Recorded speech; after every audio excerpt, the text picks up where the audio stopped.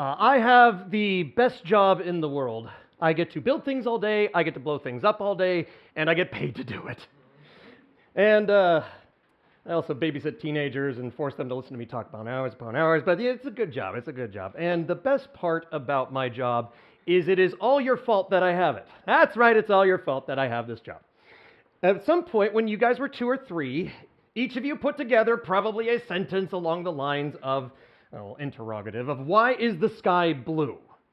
Little did you know, you just signed an invisible contract basically stating that you were going to academic prison for the next 16 years to go and learn. And most of you probably don't even know why the sky is blue. So, let's go talk about it. Why is the sky blue? You thought this was a TED Talk. It's a science lecture. Oh, suckers. It's okay. Let's go stop. Why is the sky blue? First, everything revolves around this idea of electromagnetic waves. An electromagnetic wave is simply a pulse that's created when a charged particle moves up and down. Okay, we need to back up, I guess. Chemistry people, I need your help. Charged particles. Can anyone tell me the stuff inside of an atom? Go ahead, call it out.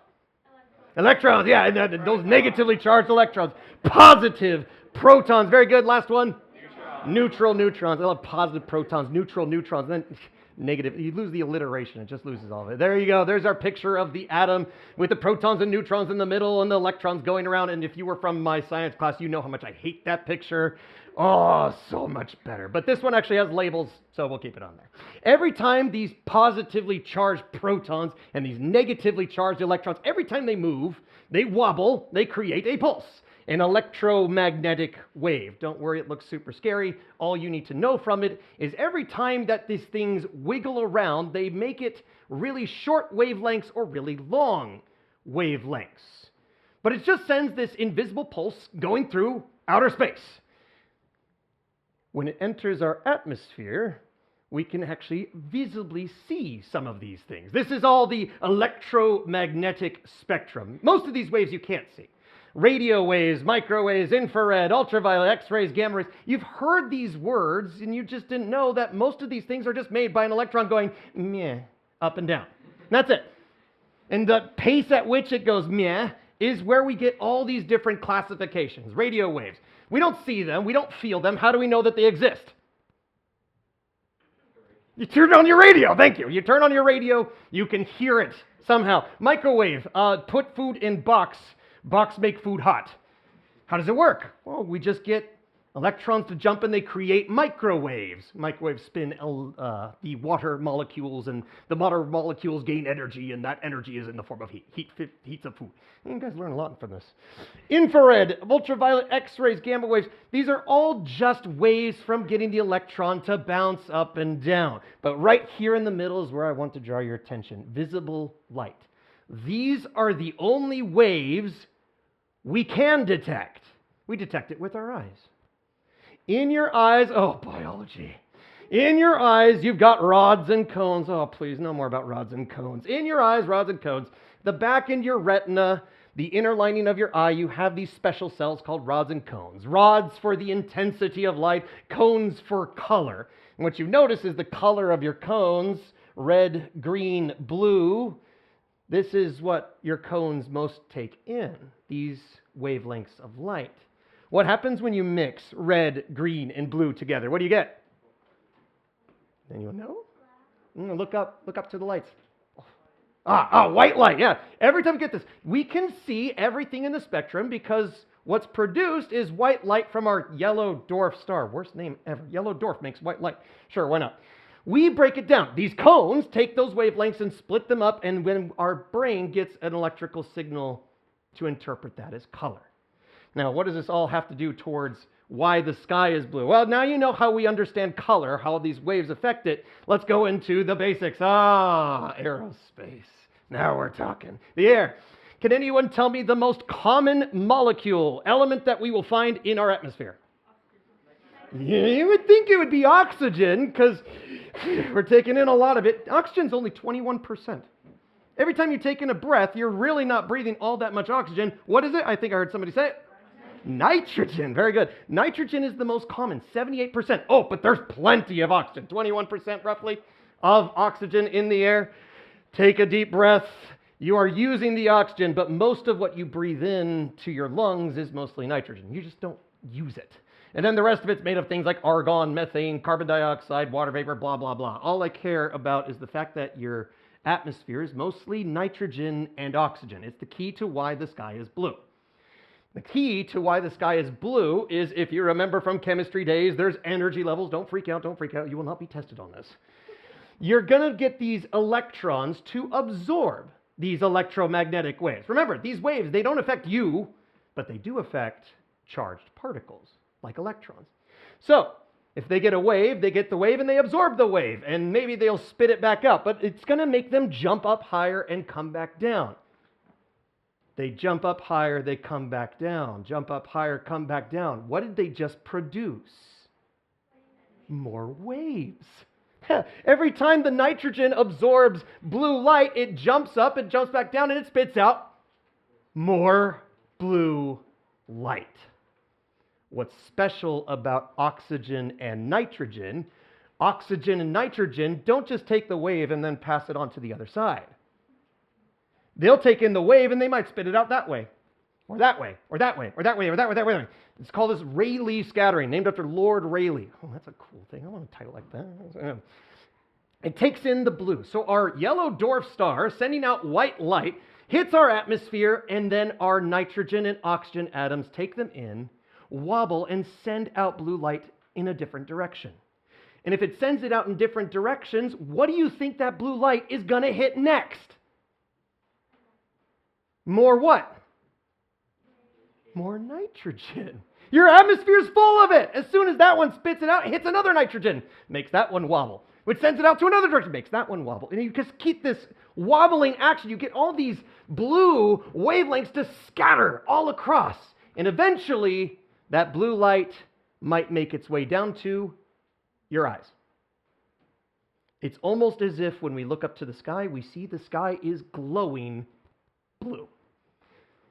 Now, of course, then what does it do at sunset? Well, at sunset, you're passing through even more air here. It takes way more distance to get to you at sunset. All the blue light has scattered. What are you left with? Things like red and yellow and orange. So at sunset, we see these beautiful reds because red is the thing that didn't get scattered away. Blue light got scattered away. So we get these red sunsets. At nighttime, what do we see? Nothing! Hopefully nothing. You see stars. You'll see stars up in the sky. Why? Did the nitrogen go, George, it's time to clock out, 6 o'clock. Yeah, shut down. Everybody shut it all down. No, what's missing at nighttime? The sun. The sun is gone. You don't get the wavelengths. They don't scatter. Then we can just see right through it. Ladies and gentlemen, why the sky is blue in 10 minutes or less. Please, please. You give me too little credit. How many of you were able to follow along with that? Raise your hand. Oh, actually, more than I was expecting. I must be a really good teacher. How many of you feel confident that you'd be able to go and reteach this to somebody else? Oh, a couple. All right. Yeah, breathe. Yeah, good. You can come on up here and try to do it. No, that's cruel. No, if you felt really confident that you understood it, good. The whole point of a teacher is to go and break down a complicated subject and bring it to a level that is understandable. Now, some people I might have missed in the process. I only did this for like 10 minutes to try to do it. If you went into the full explanation, it's like an hour long. 10 minutes was a pretty good way to do it. But that's my role. That is what I do. I take the complicated things and I have to simplify it so that all of you can understand. This kind of helps you guys also understand of why you're here at school. Number one, why are you guys here at school? Say it. No, what? No, because your parents made you. Gosh, good kids, you're all good. Get to learn. I just love it. No, why are you guys here?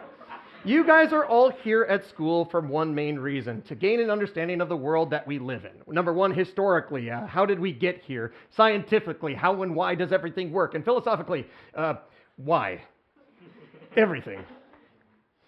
You're here to go and communicate and solve problems. Yes, we have to talk to other people. It's called being a good person in society.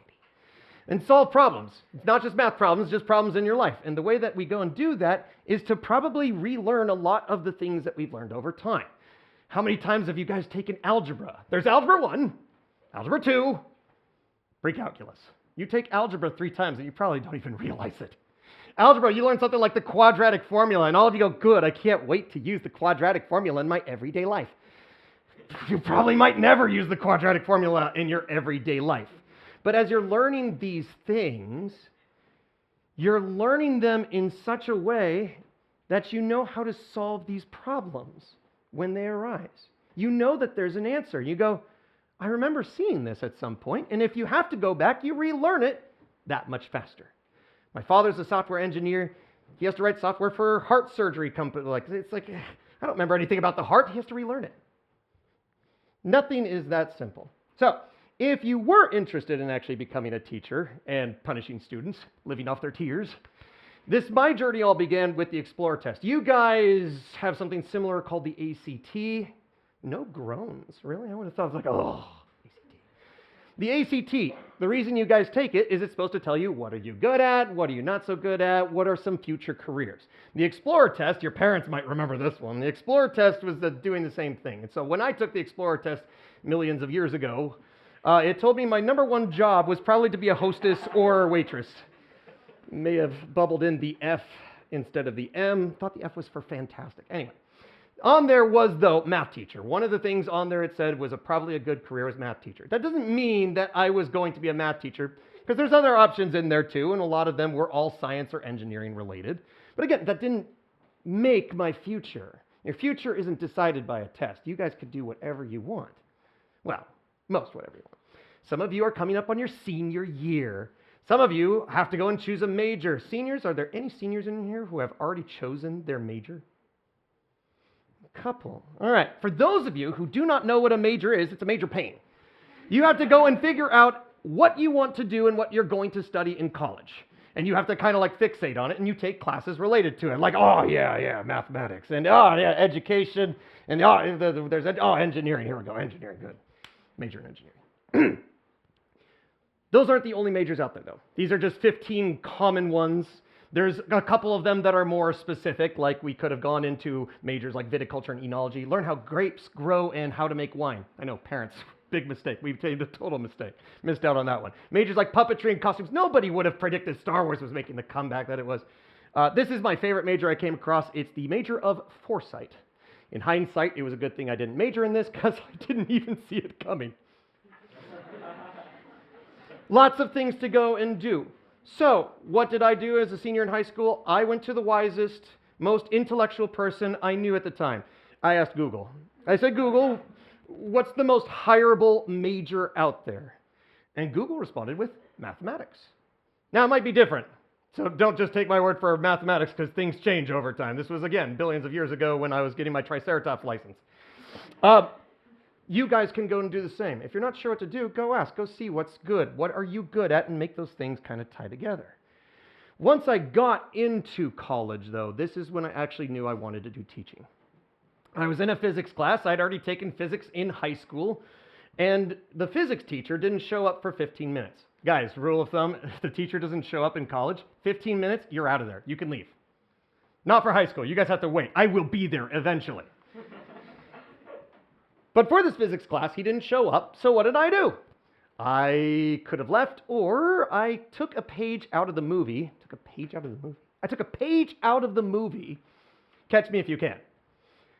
The student walked up to the board, he wrote his name on the board, and he pretended to be the teacher for a long time. I didn't do that for a long time. I just went up to the board. I did write Mr. Bennett up on the board, opened the book, turned around. I said, if anyone has any questions on the homework, they may stick around. I had a British phase in freshman year. Most of the class is out of their seats. They're like, I do have questions on the homework. So they sat back down, and I taught the class that day. Crazy. That was a freshman. There's like juniors and seniors in there. But I taught the class, and I was able to break down what was really difficult and make it a lot simpler. It's key for being a teacher. You have to remember how hard this was to learn the first time. And that's really difficult, even for your teachers right now. It's been years since we've seen this. And when we learned it the first time, how hard it was. That's key to being a really good teacher, is being able to step that down. I felt I could do that fairly well.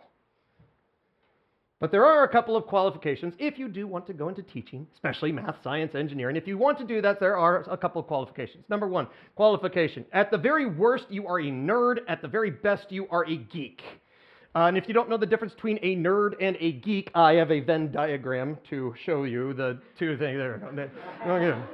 Nerd at the center, obsessed, intelligent, socially inept. Yeah, if you're a nerd, you can't really be a good teacher. You have to talk to people, so that's probably not good. But that sweet spot of geek, being obsessed and intelligent and like to talk about things for hours. Good. Step one, that's a qualification. But to be a good teacher, you have to have a couple of specialties. Number one, you absolutely never teach using a that's not supposed to be in there. Let's skip that. There we go. Number one, you must be ready for the long hours. There are days, nights I would spend in the classroom, literally slept in the classroom. I had a change of clothes and deodorant. Don't look at me like that. But there are us. Be ready for it. My day doesn't end at 3. As a teacher, most of your days begin at 3 and go long into the hours of the night. Number two, you have to be an eternal student. You think you're done learning after college. You're never done. And teachers especially, we have to be ahead of the curve. Otherwise, we're not going to be able to help you guys become your best. Number three, you need to be a compassionate commander.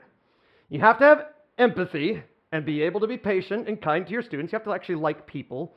But you also have to be ready to take charge if need be. That drill sergeant comes out. Good times. Last but not least, the whole point of a teacher, you must provide your students experience. That is my job. My job is to give you guys everything that I could possibly give you to learn, really so that you guys can become the best version of yourselves. My name is Mr. Bennett. I have the best job in the world. Thank you very much.